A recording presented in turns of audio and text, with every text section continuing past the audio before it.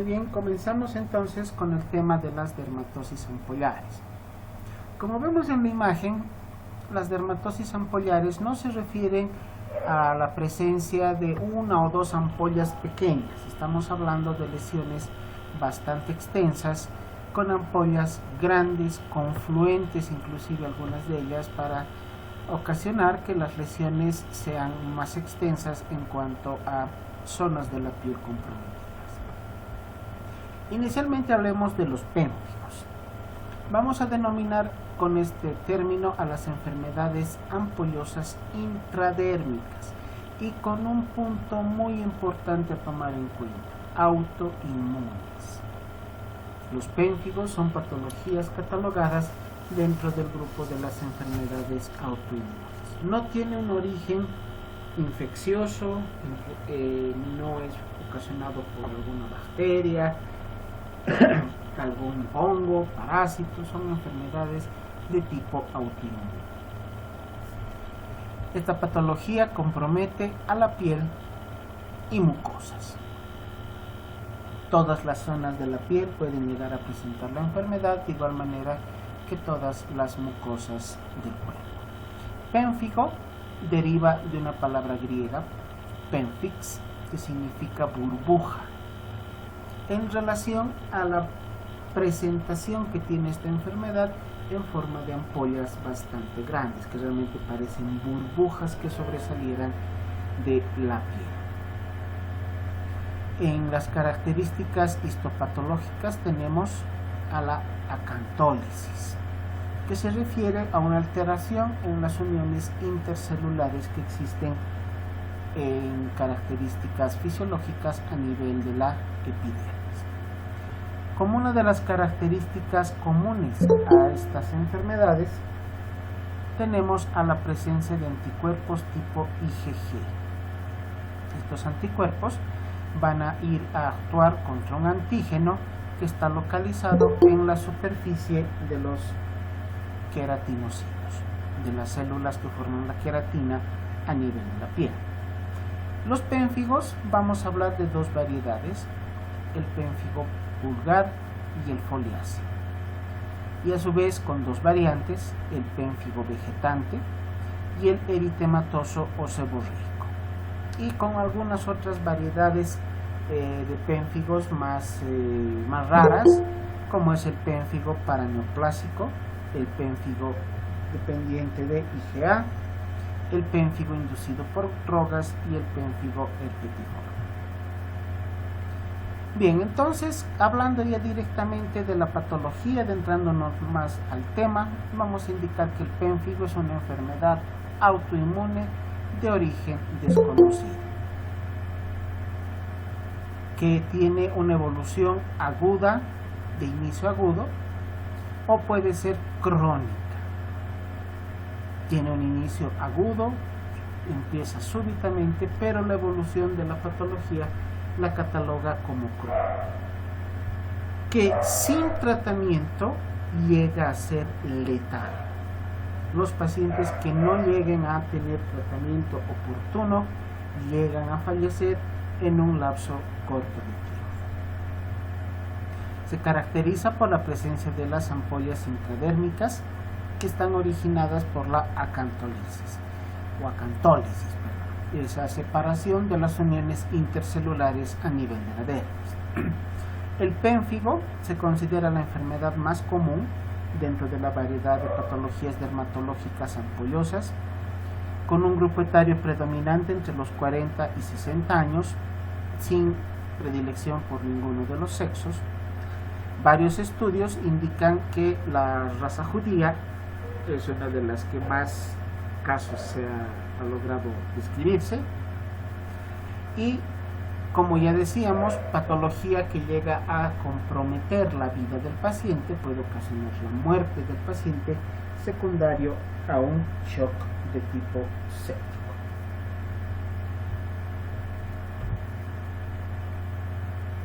Entonces, para la producción de esta patología necesitamos inicialmente la presencia de grandes concentraciones de inmunoglobulina G, que van a actuar contra la desmogleína tipo 1 la desmogleína tipo 3 y las plaquinas. Todas estos elementos que son parte de la estructura histológica de la dermis. Va a ocasionar una disolución de los desmosomas y del cemento celular, que es el que mantiene unidas las estructuras del tejido de la dermis. Esta IgG va a actuar contra una variedad de anticuerpos que va a ocasionar esta alteración con la disolución de los desmosomas y va a ocasionar la apoptólisis. Se ha descrito predisposición genética en base a estas variedades HLA. Se tiene ya la certeza de que estas variedades HLA para el pénfigo vulgar, para el pénfigo seborreico, están presentes en todos los pacientes. Y ciertos estudios relacionados en la raza judía y en México ha determinado también la presencia de estas otras variedades de HLA, con lo cual podemos concluir que se confirma el origen genético, el origen autoinmune con una gran predisposición genética. Acá en la imagen de la izquierda tenemos un esquema de lo que es la piel normal, donde está la desmogleína 1, la desmogleína 3, los anticuerpos IgG que cuando actúan van a alterar a la desmogleína, produciendo la separación de las estructuras de los desmosomas que forman la estructura de la dermis, y van a formar los sobrelevantamientos que conocemos como ampollas. Acá arriba tenemos una ampolla que está localizada a nivel subcórneo y otra ampolla más profunda en la zona suprabasal.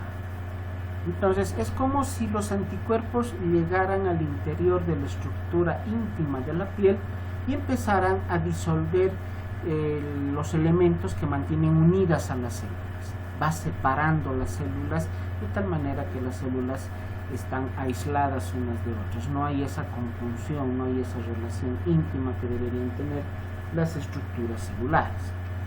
Y al estar las células separadas, se rellena ese espacio con tejido seroso, con un líquido seroso, que es el que va a conformar la ampolla.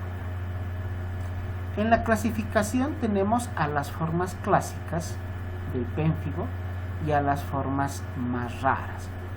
Las formas clásicas tenemos a la subvariedad superficial, donde vamos a tomar mayor hincapié en el pénfigo foliáceo, también llamado esporádico, y la otra variedad, el endémico, y la subvariedad seborreico o eritematoso. En cambio, también tenemos el pénfigo en una forma clásica profunda con las variedades vulgar y vegetal. Y las formas raras que ya habíamos indicado, está el pénfigo epitiforme, paraneoplásico, neonatal y el inducido por fármacos. El pénfigo vulgar, el más común, el que se presenta en un mayor número de casos, pero también el que implica mayor gravedad. Las características de las lesiones son estas ampollas que, como se fijan, comparando con el tamaño de la uña del pulgar, son ampollas muy grandes. Lesiones confluentes, primero ampollas pequeñas que van confluyendo y que se van a convertir en lesiones cada vez más grandes. Aquí tenemos una ampolla que ha sido reventada, por lo que vemos el tejido del fondo de la lesión, con una zona eritematosa, ¿no? Con una zona eritematosa y tejido de fibrina. Y acá vemos otras pequeñas ampollitas que están en proceso de secado. Estas ampollas empiezan como pequeños globitos que empiezan o que sobresalen de la superficie de la piel. Si no se los toca, estas lesiones poco a poco pueden ir remitiendo, entran en un proceso de secado y pueden ir remitiendo. pero como esta es una enfermedad autoinmune de tipo crónica, aparecen en un lado, desaparecen en un lado y aparecen en otro segmento.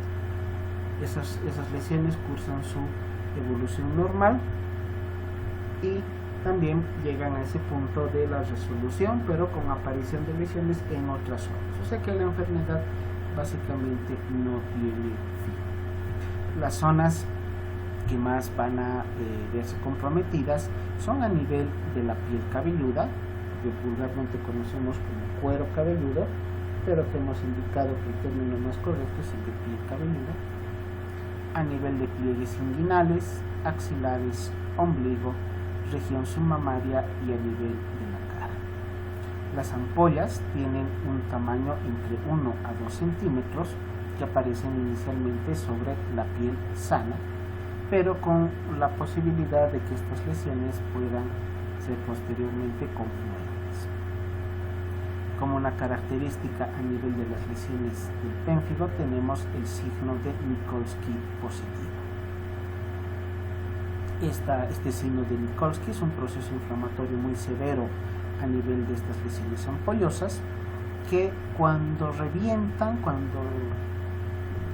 el término creo que es correcto, ¿no? Cuando revientan las ampollitas, dejan este olor a ropa mojada, a ropa húmeda, y dejan escoriaciones y costras mielicéricas cuando terminan de romperse. Estas costras mielicéricas son las que se parecen a la miel, por eso se llaman mielicéricas o mielicéricas, y una coloración amarillenta. Fíjense acá la imagen superior, podemos ver esa característica de las costras mielicéricas, y en la imagen inferior a nivel de la piel cabelluda de igual manera.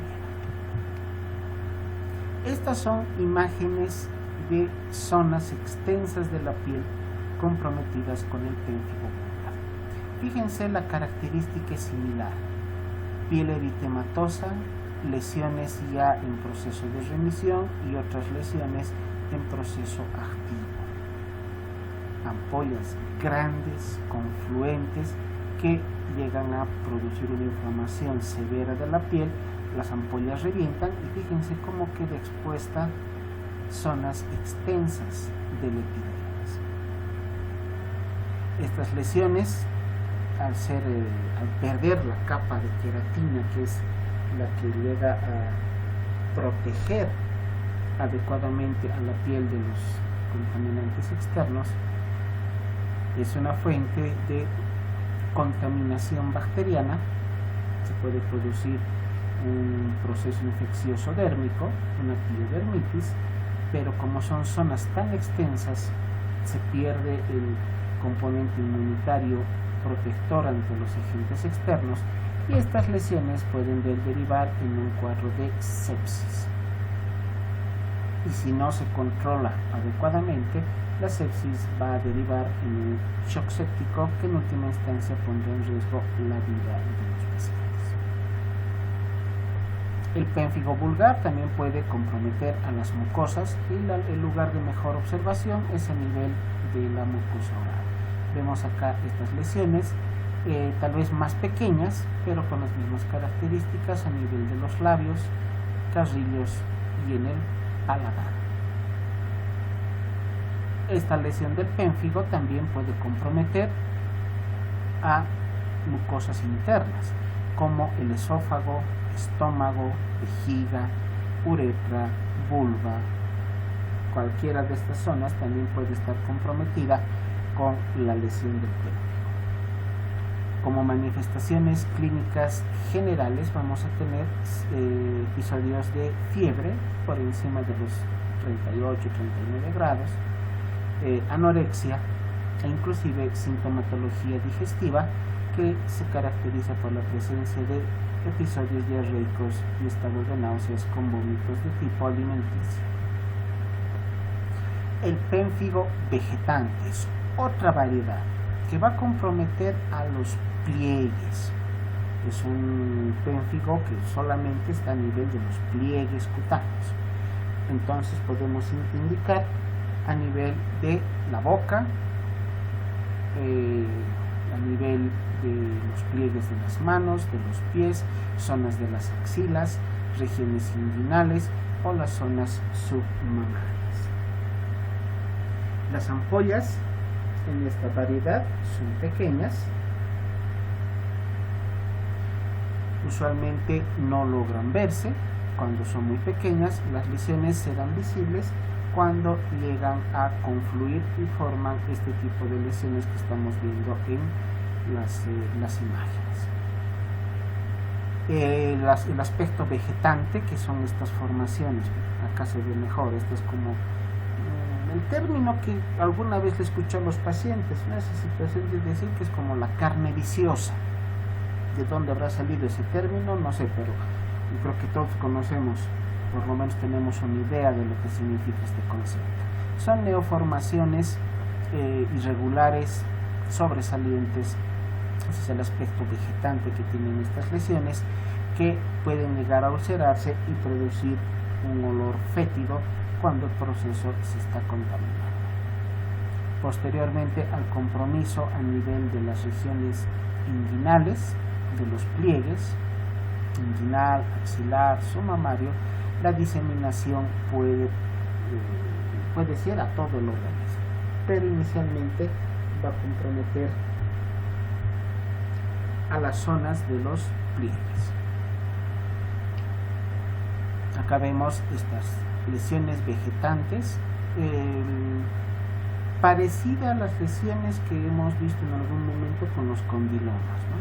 Forma como de coliflor a nivel de la región inguinal, en la región labial, y estas imágenes en la cavidad oral.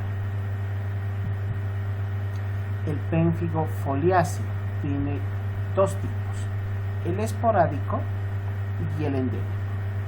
La diferencia entre uno y otro será la presentación temporal en el caso del esporádico, y endémico cuando se presenta en lapsos de tiempo mayores y con un compromiso a varias zonas, en varias zonas geográficas, ¿no? Endémico indica que toda una zona geográfica puede estar comprometida con la enfermedad. El pénfigo foliáceo podemos dividirlo a su vez en dos fases.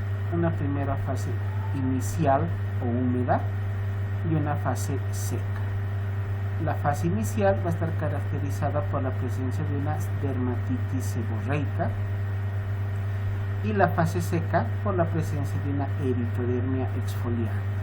¿No? La dermatitis seborreica significa la presencia de seborrea, o sea, como restos de tejido, una inflamación de la piel que se va a exfoliar, que va a presentar restos de tejido que puede estar acompañado de tejido, además de restos grasos.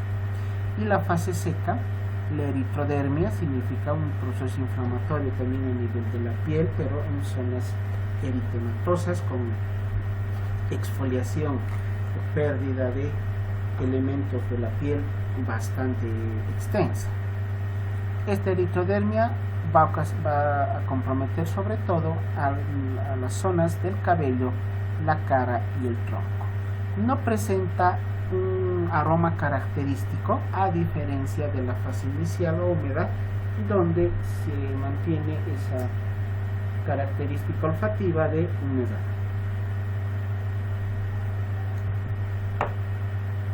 Estas son las imágenes que nos ayudarían a identificar al pénfigo foliáceo. En su variedad seca, las cuatro imágenes son en esa misma variedad. Acá tenemos la eritrodermia, ¿no? La piel rojiza, con compromiso de todo el tronco, todo el abdomen y parte de extremidades inferiores. Acá una imagen parecida, pero a nivel de la zona dorsal posterior. Las imágenes superiores ya son imágenes también de este tipo de alteración, pero que está comprometiendo a nivel del tórax anterior y acá en extremidades inferiores, también con eritrodermia, pero menos marcada que en las imágenes inferiores. La otra variedad es el pénfigo foliáceo. La otra variedad es el pénfigo endémico, que también se conoce como fuego salvaje. Que fíjense el grado de compromiso cutáneo que ocasiona. Prácticamente parece que la piel se cae a manera de escamas, ¿no? Se cae a manera de escamas. Esta característica del pénfigo salvaje o fuego salvaje llega a comprometer a varias zonas, puede estar generalizado a nivel de todo el organismo. Fíjense, acá compromete la cara, tórax, extremidades, la zona de la espalda, con un proceso inflamatorio dérmico bastante severo y la exfoliación de la piel a manera de escamas. Cuando se exfolia la piel, las zonas que quedan por debajo de estas lesiones también llega a convertirse en un caldo de cultivo para los procesos infecciosos.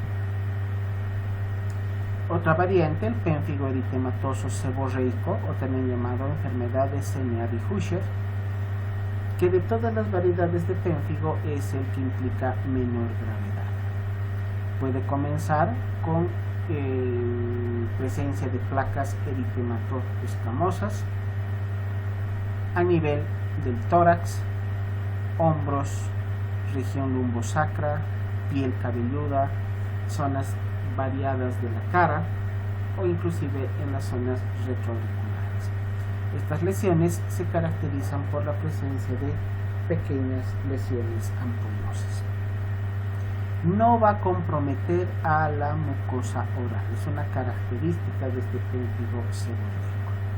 Y en la cara puede presentar esta imagen en alas de mariposa, similar a la lesión que podemos encontrar en el lupus eritematoso sistémico. Esa zona eritematosa que compromete las zonas infraorbitarias de ambos lados y toda la extensión de la pirámide nasal, a manera de una mariposa con las alas abiertas. Ese es el eritema en alas de mariposa patognomónico, típico del lupus eritematoso sistémico.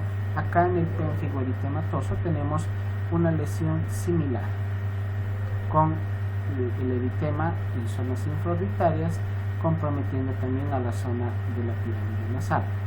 La diferencia sería que en el lupus no va a haber compromiso en otras zonas, como acá vemos en la frente, en la zona del mentón o inclusive en la zona supraclavicular. Acá en el pénfigo eritematoso seborreico sí puede haber compromiso de otras zonas, además de las que conforman las alas de mariposa. En cambio en el lupus es exclusivo en esta zona. Esta variante llega a ser, como dijimos, la que implica menor gravedad, tiene un curso crónico, pero a la vez benigno. Puede evolucionar de no controlarse adecuadamente hacia la variedad de pénfigo foliáceo. El pénfigo seborreico tiene esta característica de lesiones eritematosas ampollares, pero que pueden llegar a exudar un material, un tejido a manera de sebo, a manera de grasa disuelta, por eso se llama seborreico, ¿no? Y que compromete a las zonas perilesionales, como se fijan acá, las zonas alrededor de la parte central eritematosa, siendo un color amarillento. Esto se produce por eritrodermia, por la inflamación de la piel, que es como un proceso defensivo, como un mecanismo de defensa del organismo, tratando de limitar la extensión de las lesiones. El pénfigo ampollar o pénfigo bulloso es el que presenta ampollas grandes, pero atención, porque son ampollitas que tienen mucha presión en su interior y el roce mínimo con cualquier estructura, inclusive con la misma ropa, puede llegar a ocasionar la ruptura de las ampollas. Estas ampollitas iniciales se localizan sobre piel normal o piel eritematosa. Y cuando revientan, cuando se rompen las ampollas, pueden llegar a formar placas urticariantes, y muy pruriginosas, similares a las placas que se presentan en los casos de urticarias por medicamentos o por alimentos. Es una variante que compromete sobre todo a los pacientes de tercera edad. Puede tener una distribución localizada en segmentos muy específicos del organismo, como son la cara, tronco o extremidades, pero también podemos encontrarla en manera generalizada. Las ampollas subepidérmicas tienen la característica de tener una gran concentración de eosinófilos, que cuando hablábamos de las dermatitis alérgicas, la urticaria como tal, las reacciones alérgicas cutáneas, habíamos indicado que en el estudio laboratorial encontraríamos eosinófilos. Los eosinófilos siempre están presentes en este tipo de reacciones tipo urticariformes. Las ampollas y las zonas periles lesionales son bastante dolorosas y tienen la reacción de Mikulski negativa. La reacción de Mikulski en este caso es negativa. Como ven, las ampollas son bastante grandes. Aquí tenemos una ampolla que ya ha reventado, dejando la lesión a nivel de la piel con ese fondo eritematoso. Acá tenemos otra ampolla todavía con contenido, pero que está en proceso de drenaje, y luego de la ruptura de la ampolla aparece este tejido necrótico, tejido que puede llegar a ocasionar o ser el punto de un cuadro infeccioso, ¿no? Porque estas costritas, cuando ya son negras, significa que el tejido está muerto. A pesar de que es una costra que ha cubierto la lesión, el tejido que la está cubriendo es un tejido sin vitalidad. Y por lo tanto, estas lesiones no van a sanar. Si es tejido necrótico, tejido muerto, no tenemos la posibilidad de que hubiera regresión de las lesiones. Acá en la imagen superior derecha tenemos una ampolla bastante extensa con contenido, fíjense, a tensión, ¿no? Está muy tensionado, con presión importante en su interior, y otra lesión similar que está en un proceso inicial en el lado izquierdo. Con una imagen de inmunofluorescencia veríamos cómo se han separado las capas de la piel, y la zona central de coloración negra es la que nos va a, o es la que determina la presencia de este contenido líquido.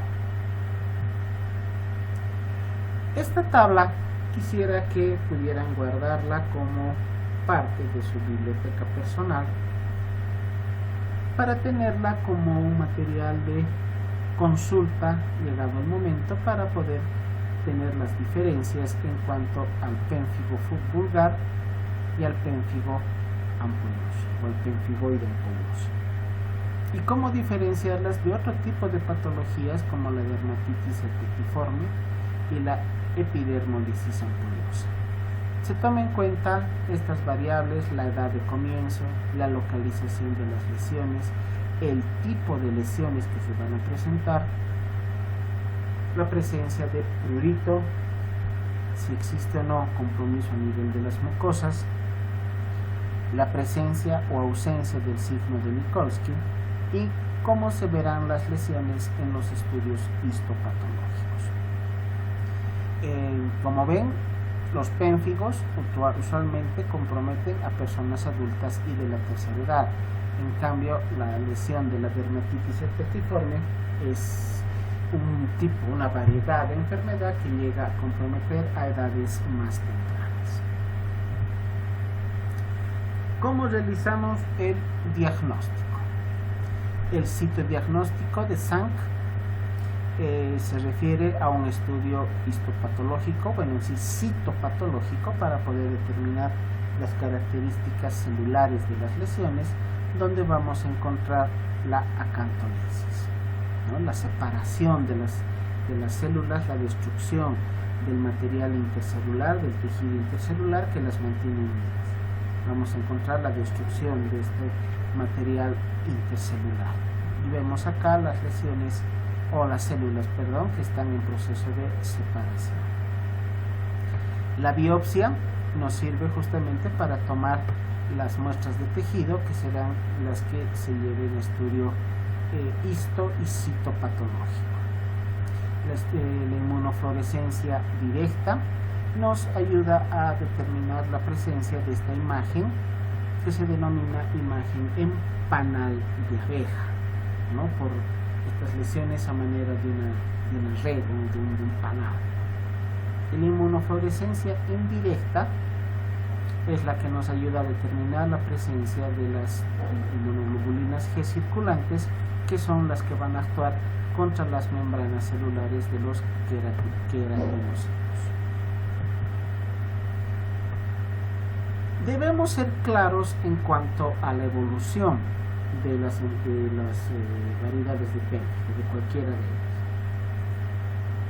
Es una patología crónica, no tiene cura, tiene su origen autoinmune, genético, y el tratamiento va dirigido directamente a poder controlar las infecciones. Se debe realizar limpieza continua y permanente de las lesiones, evitar que se sobreinfecten. Y como han visto las imágenes de las diapositivas que les he mostrado previamente, estas lesiones van a ser foco posible de infección. Sin tratamiento, lamentablemente, el deceso del paciente será la característica general. Nuestros pacientes llegan a fallecer en un lapso corto de tiempo, hablamos de un par de meses. Un par de meses desde el inicio de la sintomatología. El tratamiento no va a curar la enfermedad, pero va a evitar que se complique. En la variedad, por ejemplo, del fuego salvaje, el paciente tiene más una alteración de tipo estética, ¿no? Esa descamación de la piel a manera de escamas, que puede producir dolor, puede producir prurito. Entonces el tratamiento va dirigido a la presentación de los síntomas. Debemos tomar en cuenta en este tipo de patologías algunas otras variedades de enfermedades que se consideran como emergencias dermatológicas, que deben ser atendidas a la brevedad posible. Las que vemos en la fila superior son las que deben recibir un tratamiento inmediato: el síndrome de Stevens-Johnson, la necrólisis epidérmica tóxica y el síndrome estafilocócico de la piel escaldada.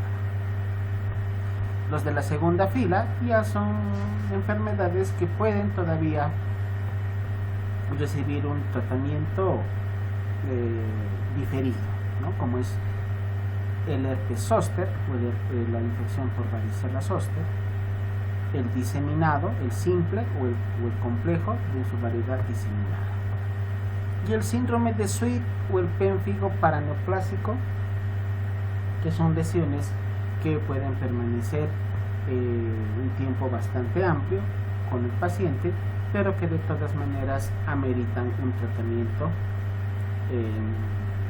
oportuno, tratamiento precoz, para evitar que las enfermedades puedan derivar, como en el caso del pénfigo paraneoplásico, en una lesión ya de tipo cancerosa. El síndrome de Stevens-Johnson, una enfermedad que he tenido la oportunidad de observar en un par de ocasiones, sobre todo secundario a a reacción adversa al tratamiento antituberculoso. En 2 oportunidades, pacientes que estaban realizando tratamiento específico para una tuberculosis, en un caso pulmonar y en otro caso tuberculosis peritoneal, presentaron dermatosis reaccionales al tratamiento antituberculoso que derivó en un Steven Johnson.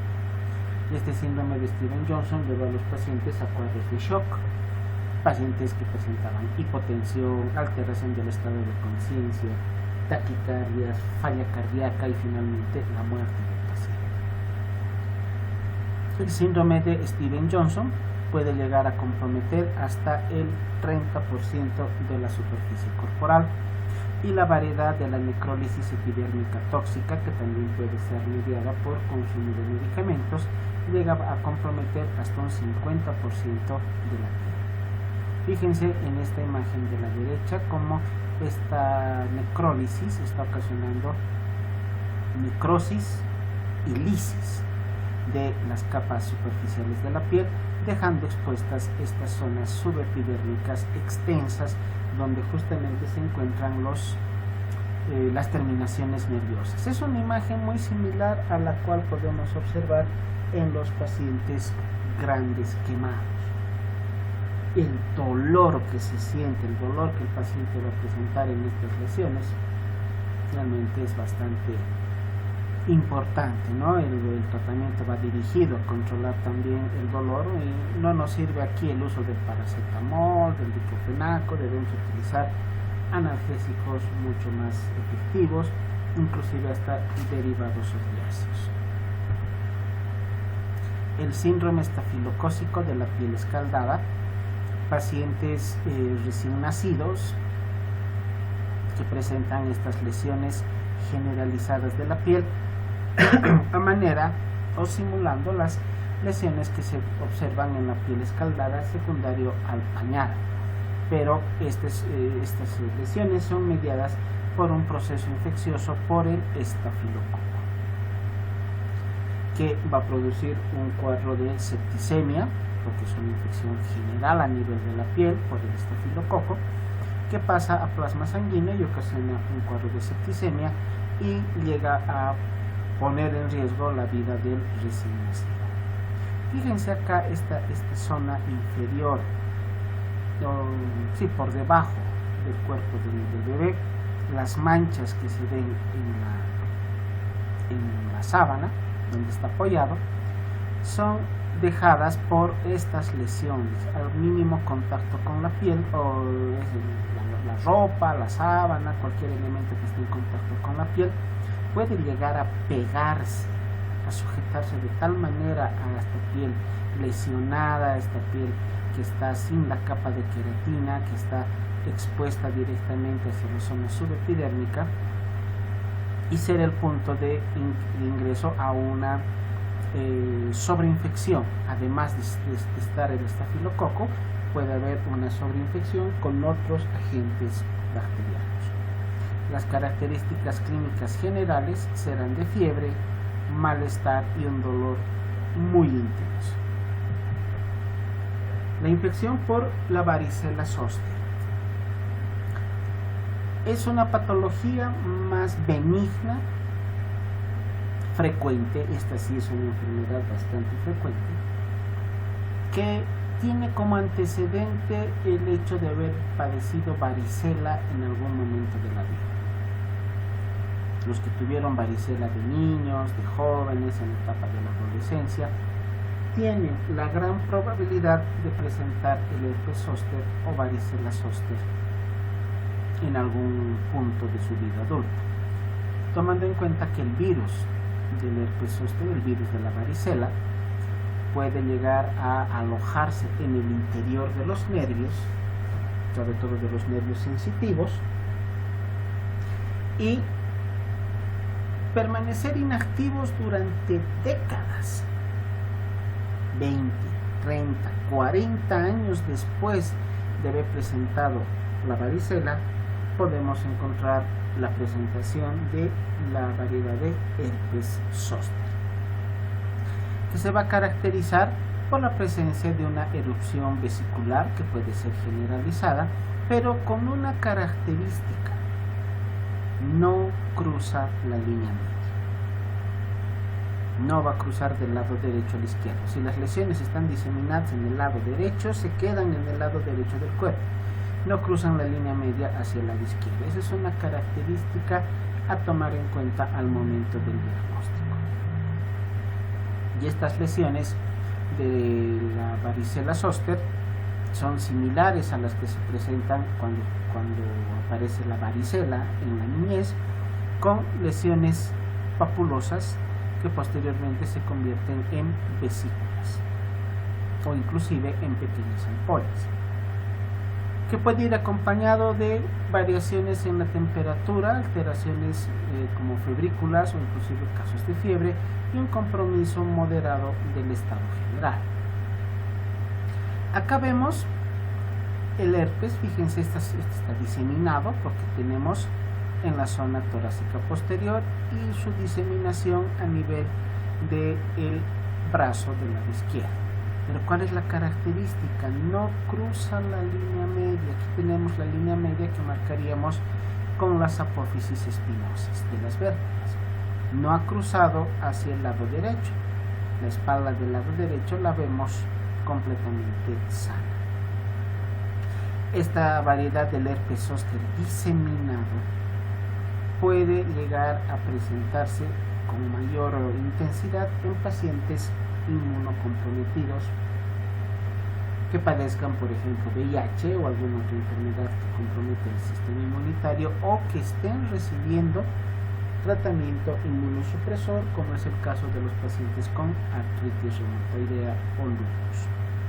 Estas patologías reumatológicas ameritan el uso de medicación inmunosupresora.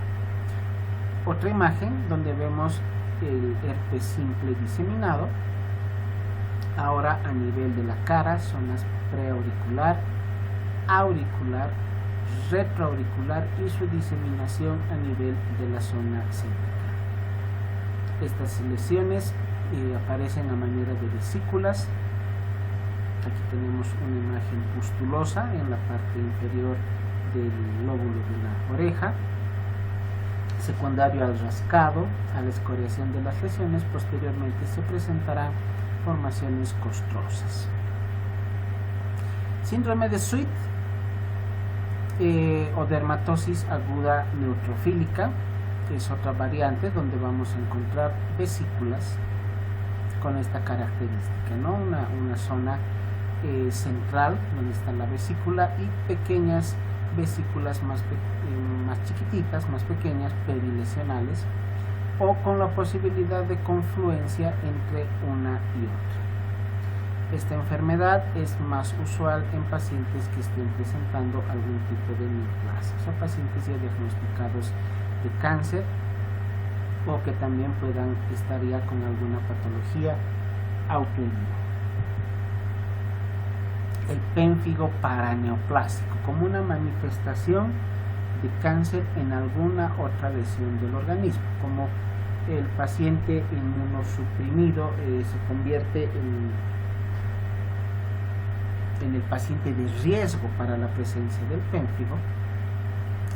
Entonces, pacientes que ya presentan cáncer, ya han sido diagnosticados de cáncer, son los que pueden llegar a tener esta manifestación del cáncer como parte del síndrome paraneoplásico a nivel cutáneo. Estas lesiones se caracterizan por una lisis de las capas superficiales de la piel, con pérdida de la zona de la queratina, con un compromiso mayor a nivel de las mucosas, como vemos en esta imagen. Toda la extensión de los labios está comprometida, al igual que la cavidad oral. Puede acompañar a los casos de linfomas o de leucemias, sobre todo en estos dos tipos de patologías neoplásicas hematológicas es donde se ha encontrado esta variedad de pénfigo paraneoplásico. ¿Cómo se hace el tratamiento? El tratamiento para estas enfermedades va a depender del estado general del paciente y de la extensión de las lesiones. Son los primeros puntos que hay que tomar en cuenta. ¿Cómo está el paciente? ¿Cómo está su estado general? Es un paciente que cursa con episodios de fiebre, es un paciente desnutrido, es un paciente que no se puede alimentar adecuadamente, es un paciente con anorexia, pérdida de peso importante, será un factor a tomar en cuenta. Y segundo, la extensión de las lesiones. No es lo mismo que un paciente tenga cualquiera de estas patologías ampollares solamente a nivel de la cara, en comparación a otro paciente que pueda tener una diseminación generalizada de las lesiones ampollosas, como el caso del fuego salvaje. Esa imagen que veíamos realmente es muy llamativa, ¿no? Como para no olvidarse nunca cómo es el fuego salvaje, esa lesión donde se produce la descamación o pérdida de capas de la piel a manera de escamas. Entonces, para poder determinar el tratamiento del paciente, el manejo inicial, tomaremos en cuenta estas dos variables. Para evitar la diseminación o la evolución hacia un cuadro de sepsis, determinar el estado general del paciente, presencia además de algunas otras lesiones, patologías concomitantes, como son los casos de pacientes que ya presentan diabetes, que presentan neoplasias o algún otro tipo de patología crónica.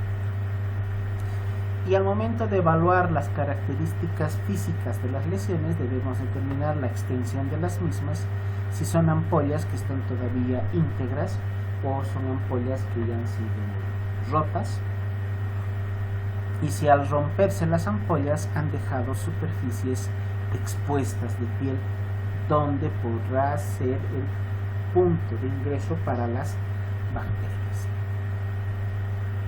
Si la enfermedad está localizada, el riesgo es menor, pero si la enfermedad es generalizada con compromiso de zonas extensas de la piel, el panorama se nos hace más sombrío, en vista de que se va a presentar como primera complicación y la más grave cuadros de sepsis, alteraciones metabólicas, sobre todo el tipo de compromiso del metabolismo de los carbohidratos, metabolismo del ácido úrico, de los alimentos azoados. Puede haber alteraciones del equilibrio ácido básico o desequilibrio electrolítico. Todos estos puntos son los cuales también hay que tomar en cuenta cuando el paciente presenta una enfermedad generalizada, para poder planificar adecuadamente qué tipo de acción vamos a tomar con el paciente. Una vez que tengamos el diagnóstico establecido, ¿qué debemos realizar? Confirmar el diagnóstico a través de la toma de una muestra de biopsia para su posterior envío a laboratorio de anatomía patológica. Acá en anatomía patológica nos podrán identificar adecuadamente la variedad de pénfigo con la cual estamos enfrentándonos, realizar los diagnósticos diferenciales con otro tipo de patologías ampollosas, como hemos visto con el herpes, el zóster, las lesiones urticariformes, las de dermatosis alérgicas, y el punto más importante en el plan de tratamiento, evitar las complicaciones y realizar el tratamiento correcto de las enfermedades preexistentes. Como opciones terapéuticas tenemos a los corticoides. Los corticoides son el tipo de medicamento antiinflamatorio de primera línea. Por eso les decía, acá no vamos a utilizar ibuprofeno, diclofenaco sódico, porque no va a hacer ningún cambio en el paciente. O sea, la medicación es insulsa. Requerimos corticoides de acción más rápida y con un mayor efecto antiinflamatorio, que el efecto antiinflamatorio sea más potente. El corticoide podemos usarlo además como un apoyo inmunosupresor. No olvidarnos que el corticoide a dosis bajas tiene una acción antiinflamatoria y a dosis más altas tiene acción inmunosupresora. ¿Cuál es la diferencia entre una y otra? La dosis. Para la dosis inmunosupresora se toma en cuenta 1 miligramo por kilogramo de peso. Eso, por favor, anótense, nunca se olviden. La dosis inmunosupresora de los corticoides es de 1 miligramo por kilogramo de peso. Si un paciente que pesa 80 kilos requerirá 80 miligramos de corticoide. Si tomamos en cuenta que la ampolla de dexametasona es de 4 miligramos, se requerirán 20 ampollas de dexametasona para llegar a esa dosis de 80 miligramos. Si la tableta de prednisona, la más usual es la de 5 miligramos y otra de 20 miligramos, ¿cuántas tabletas se requieren tomar cada día para llegar a esa dosis inmunosupresora, ¿no? Entonces, no es lo mismo utilizar el corticoide como antiinflamatorio o como inmunosupresor, todo va a depender de la dosis. En los casos del pénfigo, el corticoide nos sirve para ambos usos, tanto antiinflamatorio como inmunosupresor, pero debemos tomar en cuenta algunas otras patologías que el paciente puede tener, como la insuficiencia suprarrenal, hipertensión arterial, hiperglicemias, pacientes ya diagnosticados de diabetes, patologías oculares con compromiso retinal y pacientes que ya estén cursando con inmunosupresión, como los pacientes con VIH. En este grupo de pacientes debemos tomar los recaudos necesarios para evitar mayor complicación, o sea que el uso del corticoide tenga mayor beneficio que el riesgo que significaría usarlos. Otras opciones, la satioprima, o que se utiliza por su efecto inmunosupresor. Tener cuidado cuando el paciente presente alguna alteración gastrointestinal, pacientes con antecedentes de úlceras, por ejemplo, o cuadros de gastritis, y suspender el tratamiento o modificar la dosis ante la presencia de sintomatología. El micofelato, que al igual que la ciclofosfamida, son medicamentos también inmunosupresores.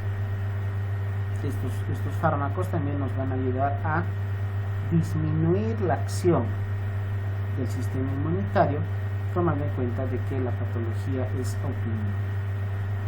Al disminuir la acción del sistema inmunitario, vamos a evitar mayor lesión a nivel dérmico, con la posibilidad de disminuir la magnitud de las lesiones dérmicas. No vamos a lograr curar, pero se va a disminuir de una manera importante la evolución de las lesiones. De igual manera que como se realiza el tratamiento con estos medicamentos, por ejemplo la ciclofosfamida en los casos de lupus o de artritis reumatoidea, con el mismo fin de disminuir la acción del sistema inmunitario para evitar las lesiones a nivel de articulaciones, como en el caso de la artritis reumatoidea. En el caso del pénfigo es algo similar, pero tomar en cuenta que si al paciente le estamos disminuyendo la acción de su sistema inmune, lo estamos predisponiendo a que contraiga una infección en cualquier otro momento. Ya son armas de doble filo. Pueden ayudarnos a mejorar una cosa, pero podemos empeorar al paciente con la presencia de otra complicación.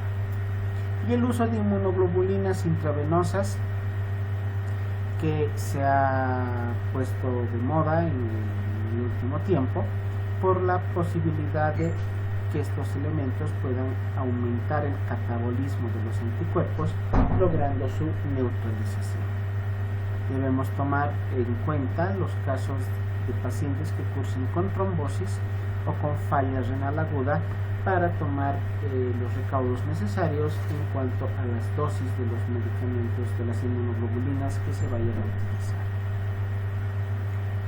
Tenemos al metotrexato como otro medicamento inmunosupresor, que de igual similares características como de la ciclofosfamida, deben ser utilizadas con muchísimo cuidado bajo un estricto control médico ante la posibilidad de empeorar el problema con una supresión muy importante del sistema inmune.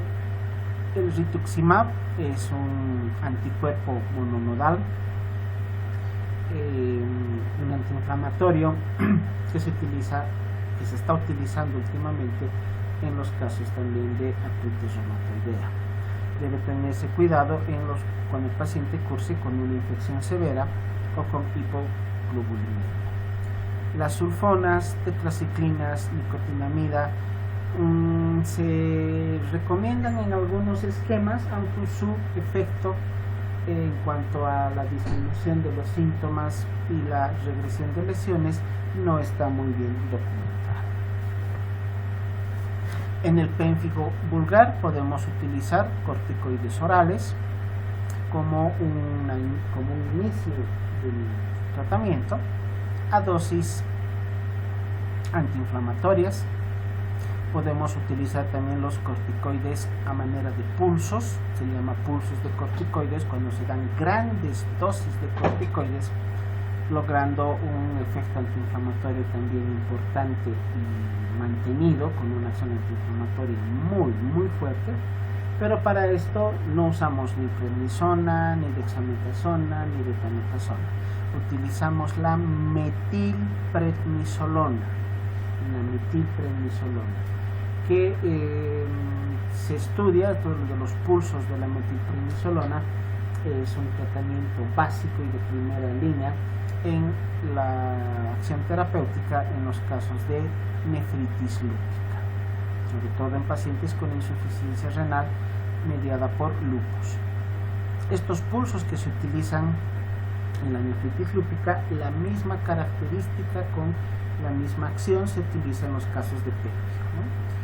Donde se puede utilizar de la metilprednisolona hasta 2 gramos de metilprednisolona, porque el frasco de metilprednisolona es de 500 miligramos, hasta 2 gramos, o sea 4 frascos que se administran vía endovenosa en un lapso de un día más o menos, ¿no? Con la indicación de realizar un siguiente pulso en un lapso aproximado de una semana. También podemos utilizar corticoides tópicos, pero en las formas más leves, en los casos que no tengan mucha diseminación y donde no se tenga proceso infeccioso secundario. Los inmunosupresores, las inmunoglobulinas e inclusive la plasmaféresis están reservados para los casos más severos y con un mayor compromiso y de extensión de la piel. Como agentes inmunosupresores tenemos al metotrexato, a la dapsona. La dapsona es el que yo he visto en los colegas dermatólogos que utilizan con mayor número de casos para el control de los casos de las patologías del pénfigo. El clorambucil, que es otro inmunosupresor, pero con bastantes efectos colaterales, bastante tóxico, por lo tanto reservado para casos muy especiales. Fotoféresis o plasmaféresis extracorpórea, donde se transfunden elementos que se han extraído del plasma a través de procesos de centrifugación y otra serie de procesos laboratoriales, donde se introducen a la circulación del paciente elementos específicos del sistema inmunitario como una medida también terapéutica para el control del pénfigo. Y el uso de antibióticos, como hemos visto que una de las probabilidades es de la sobreinfección y de la sepsis, estará restringido a aquellos casos en que se evidencie que efectivamente existe sobreinfección. En el pénfigo ampolloso podemos utilizar los antiinflamatorios tópicos o sistémicos, pero como base en los corticoides, que nos va a ayudar a disminuir la producción de anticuerpos patógenos, y el tratamiento realizado oportunamente ayuda a aumentar la eliminación de estos anticuerpos patógenos, de tal manera que ante la eliminación de los anticuerpos y la disminución de la producción se va a limitar la acción del sistema inmune. Y también debemos tomar en cuenta algo que yo lo tengo como conocimiento simplemente por bibliografía. Es tan raro la patología que no la he visto, tampoco he escuchado con los colegas que alguna vez hayan tenido la oportunidad de atender, que es el pénfigoide gestacional. que al igual que otras patologías del embarazo está reservado o está mediado más bien por la presencia de la placenta, con la probabilidad de que al final del embarazo la enfermedad revierta por completo o puede seguir el otro camino donde las lesiones del pénfigo pueden permanecer con la madre durante toda su vida. La sintomatología es la misma que la que hemos mencionado para los otros casos de pénfigo y el tratamiento va dirigido a aliviar el prurito, sobre todo con el uso de corticoides. Pero aquí ya viene otro problema. ¿Se puede usar corticoides durante el embarazo? ¿Cuáles? ¿En qué dosis? Este tratamiento debe ser realizado conjuntamente con el ginecólogo. E inclusive en la literatura que he revisado indican que se debería evaluar adecuadamente riesgo-beneficio, inclusive con la posibilidad de suspender el embarazo. El pemfigoide de la mucosa, el tratamiento va dirigido a disminuir la producción de anticuerpos para disminuir el proceso inflamatorio y por ende las posibles secuelas. Para esto el tratamiento de elección es el uso de los corticoides. Para la dermatitis herpetiforme, el uso de la dapsona está como primera línea y se recomienda una dieta exenta de gluten, tomando en cuenta que se ha determinado que el excesivo consumo de gluten puede producir exacerbación de las lesiones o diseminación de la alteración dermatológica. En la dermatitis ampollosa, que es otra variante de estas patologías mediadas por inmunoglobulinas, pero en este caso dermatitis por inmunoglobulina A sobre todo, está indicado el uso de la sulfona conjuntamente con corticoides o conjuntamente con otros agentes inmunosupresores.